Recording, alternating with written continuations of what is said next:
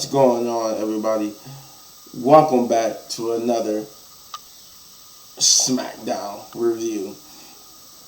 Well, I will say that Smackdown was way better than Raw, but not as eventful. So it was just that it was way more watchable than Raw was. Like Raw was, I wouldn't say god awful, but it wasn't good for being a Raw after Mania. And then SmackDown was somewhat there, but not as good too. But it was better than Raw. But I digress. You could tell Triple H was running the show because they started off with a match, which was, speaking of which, there was advertising too that Triple H was going to have a promo segment. I think it was even before SmackDown began, like earlier in the day and on SmackDown. But yeah, we got the Brawling Brutes versus Imperium, and it seems like the rivalry between Sheamus and Gunther is still going to continue. So my guess they probably building up to Sheamus beating Gunther for the IC title, but hey, we'll see. But the match itself was good. It was a good way to start the night. It was a good match. It was a good match between the hard hitting and the Brawling Brutes. We get the victory here. So, like I said, good direction. The two big stories of this that dominated this whole episode was that was the Bloodline and Triple H. Sammy, I guess you could count Sammy and Kevin Owens as part of the Bloodline story, so that's why I didn't mention them. But this next part is what started the Bloodline story of the night, where Jay they would try to interview Paul Heyman about why Brock Lesnar did what he did to Cody Rhodes, while Cody Rhodes didn't mention. While Paul Heyman just ignored the questions, talked about Roman Reigns. But Wade Barrett did say that he heard that a possible reason for why Brock did what he did on Monday Night Raw was that he,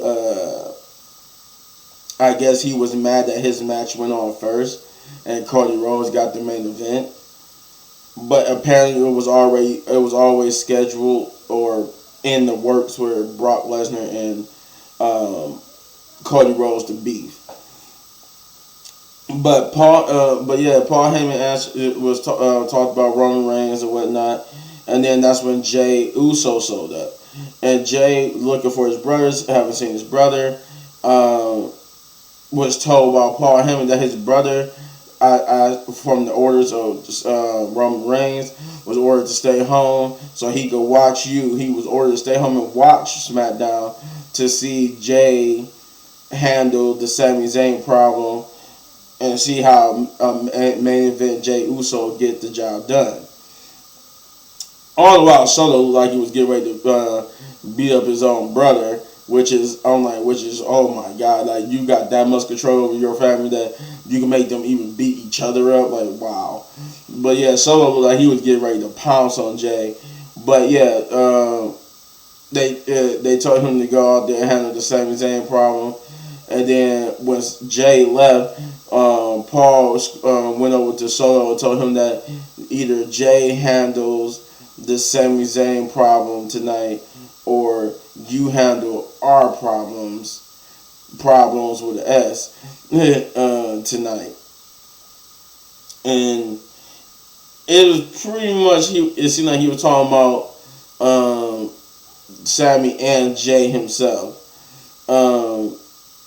Then we got the next match, which is Ricochet versus Ivar, which was a good one-on-one match with each other being banned from ringside. I guess Braun Strowman was banned from ringside while Eric was banned from ringside, but we did get Ivar and Valhalla which was kind of weird because I'm like, you would think they would have came out afterwards, but I don't think they was on the show. But like I said, a good match nonetheless, and Ricochet will get the victory here. Impressive. Ricochet haven't lost in a long time, so that's a little mini push for him. And then we get to Kevin Owens and Sami Zayn in the back with a backstage promo where they was talking about after his match with after Sami's match with Jey Uso that they could be done with the bloodline and move on. You know, they did what they said they was gonna do. They won. They took the tag team titles at WrestleMania. Now it was all about moving on after tonight. But Sami felt like a sense of obligation, saying that he got to go talk to Jey because he felt like he something just feel off, something doesn't feel right. You know, and then so Kevin Owens, knowing Sami, said that he knows that he can't talk Sami out of it. He doesn't understand why he wants to do this, but he knows he can't talk him out of it. So he do what he has to do, but he telling him that whatever he's trying to do won't work, and that they need to be done and that the bloodline, not just Jey and Jimmy, but the bloodline as a whole, is more dangerous and more volatile than they ever been before because they have now been beaten for a title. We will get more on that later. Then we will get the next match, which is Liv Morgan and Raquel versus Shotzi Blackheart and Natalya, which was a decent tag team match. Getting Liv and Raquel ready for their tag team championship match this coming Monday. But yeah, it was a decent tag team match. Nothing too special. A little bit of I wouldn't say botches, but just a little bit of semi-botches. I didn't really notice too much of a botch, but decent match. I think who got Liv and Raquel will get the victory here, obviously. And I'm guessing they're going to lose Monday. I think they got a bigger program going on for Becky and Lita. All right, now the other big thing of the night, Triple H. Triple H came out and spewed the same stuff about the records that they broke on at WrestleMania, saying that whatever record that there was to be broken, they did it, which leads him to why he's doing this. This time, Monday was about how because of all the news stuff that he wasn't going nowhere. Now, this is mainly about why he's here is to look forward to the future. And he said the future, what he came out here to announce, other than, talking about the WrestleMania records, his true purpose was to come out and announce that the WWE draft is returning in a few short weeks, and that it's going to be bigger and better than before because every superstar is eligible, which means not only just Raw, SmackDown, but also NXT. What he didn't mention NXT, but it was mentioned like in articles and stuff that NXT would be also a part of this draft. Though I don't understand how that would make it. I think NXT was always a part of the draft. I don't know. I got to see. Maybe it's more to this. Because he said that by the time the draft is done, it would have truly have changed the game. So I don't understand. Maybe it's more to it than that. But we'll see, in a few short weeks.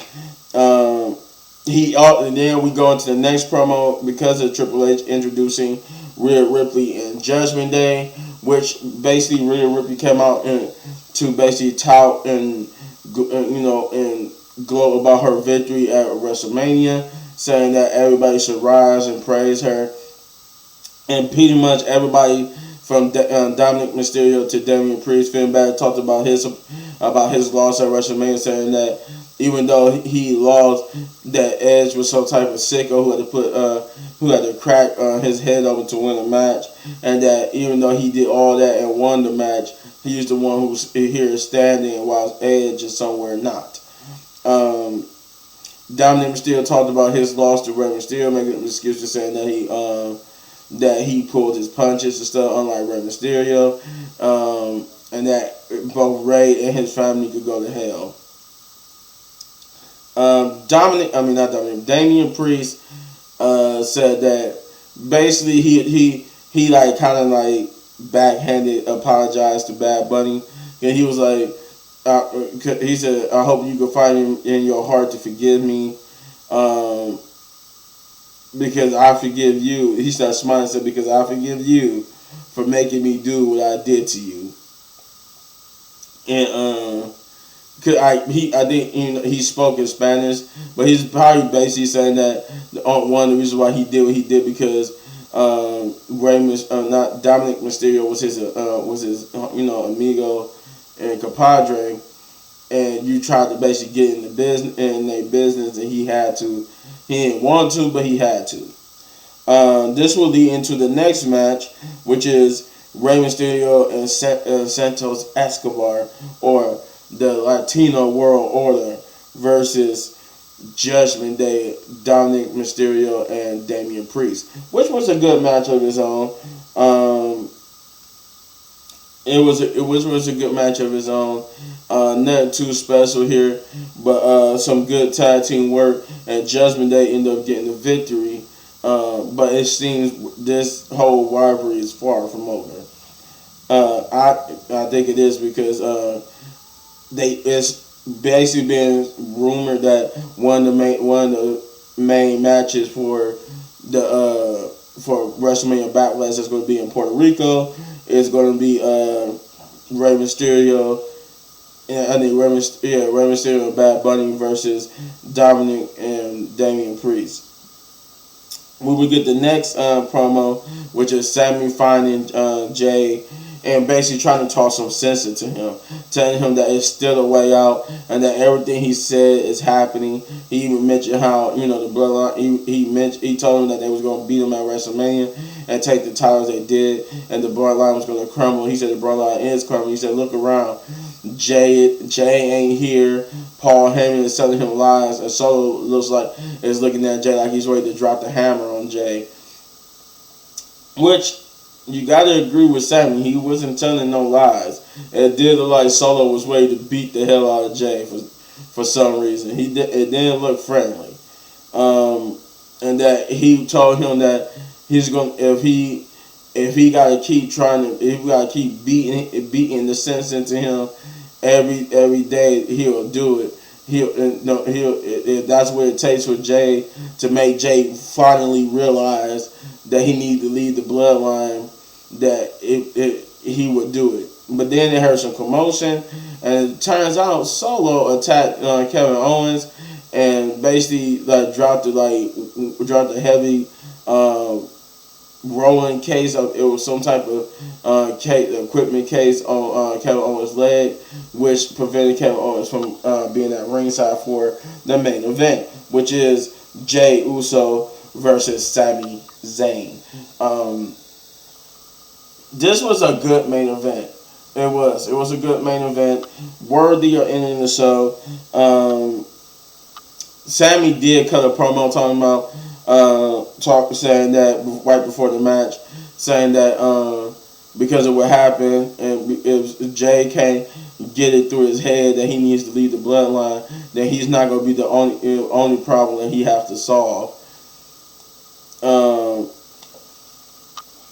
And then that's the match. And then the match itself was good, had some good spots and stuff. But what really was good about was the end.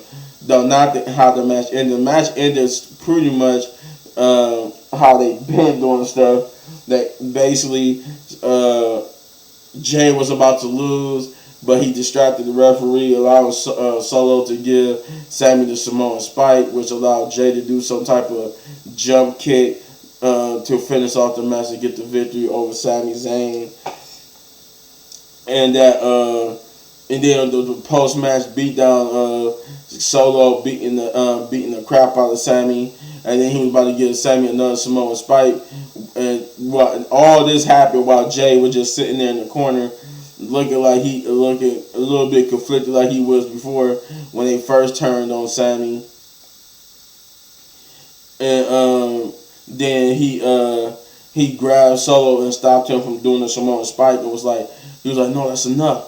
You had enough, and looking like he was going to finally take Sammy's word and probably lead the bloodline. I also want to note here that Jay had a different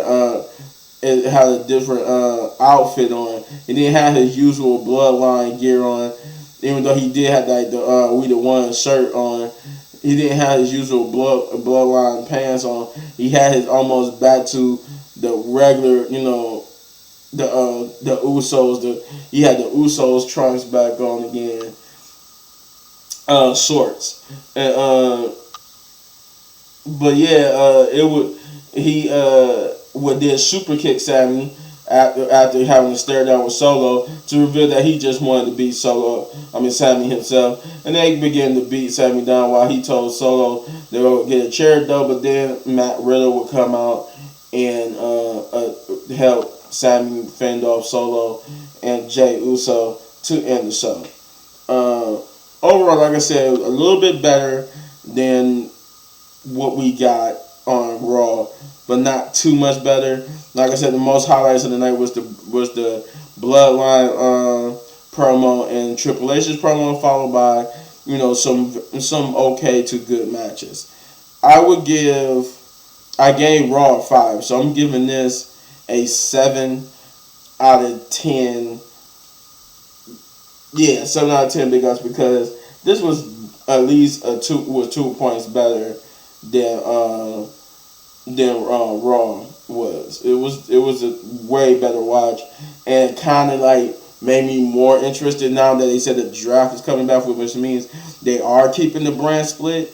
But how they going to do this with a tag team and a champion both holding both titles? I don't know. Maybe they're going to split them once the draft hits.